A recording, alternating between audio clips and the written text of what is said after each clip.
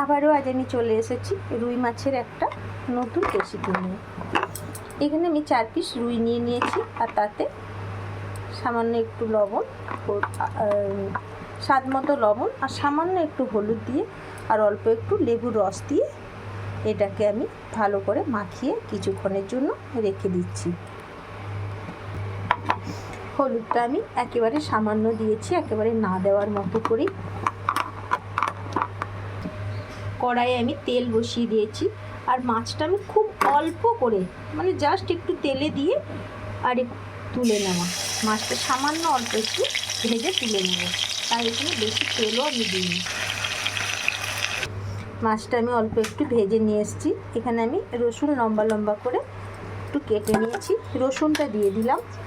আমি এখানে পেঁয়াজ কুচিয়ে নিয়েছি লম্বা লম্বা করে, পেঁয়াজ কুচনো পেঁয়াজ দিয়ে দিলাম।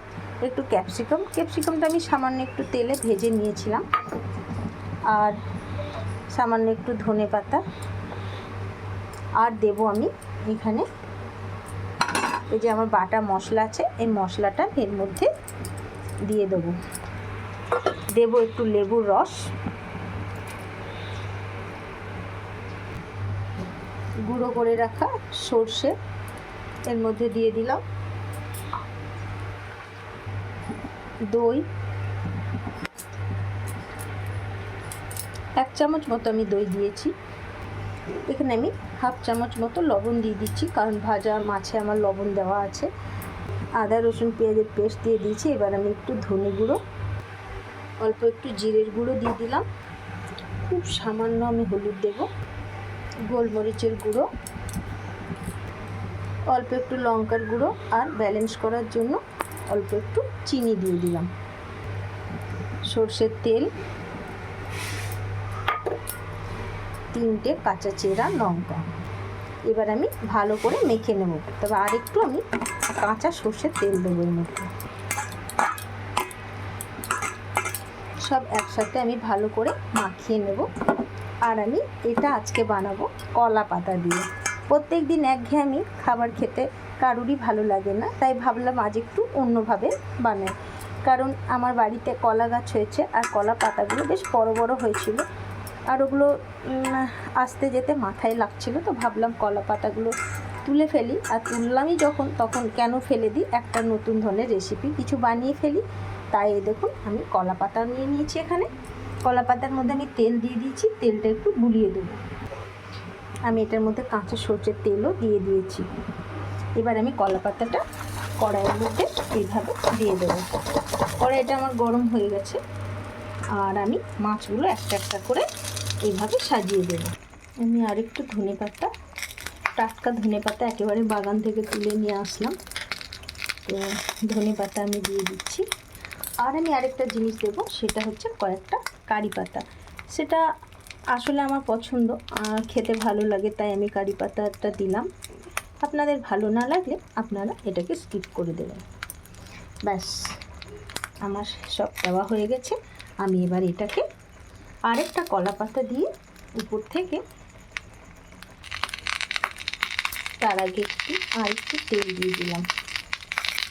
এবার আমি কলা পাতাটা ঢাকা দিয়ে দেবো। এমনিতেই দারুণ একটা গন্ধ বেরোচ্ছে, তো কলা পাতাটা দিয়ে দিলাম। কলা পাতাটা দিয়ে এবার আমি ঢাকা দিয়ে বেশ কিছুক্ষণ, আমি 5-7 মিনিট আর হতে দেবো, কারণ মাছটা আমার হালকা ভাজা আছে, মাছ প্রায় সেদ্ধ হয়েই গেছে। আর অল্প একটু মশলাগুলো যেন ওর মধ্যে, প্রত্যেকটা জিনিস যেন ওর মধ্যে মাছের মধ্যে ঢুকে দেয়, আর সেই ফ্লেভারটা যেন আরও ভালো লাগে, সেই জন্য আমি ঢাকা দিয়ে দেবো।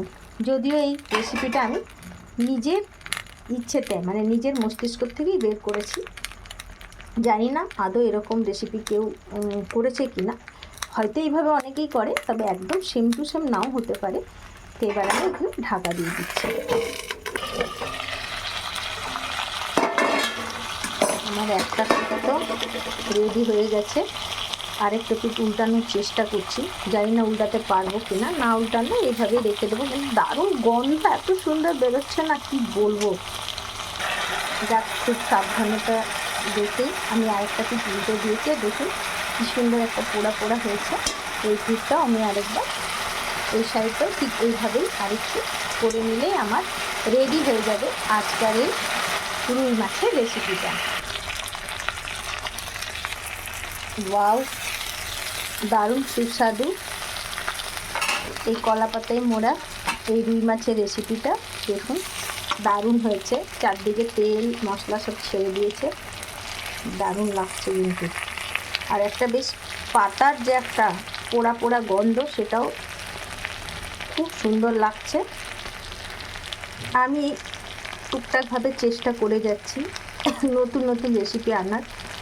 আপনাদের যদি আমার এই রেসিপি ভালো লাগে বা আমাকে যদি সত্যি এগিয়ে নিয়ে যেতে সাহায্য করেন, তাহলে আমি আপনাদের প্রতি কৃতজ্ঞ থাকব। আর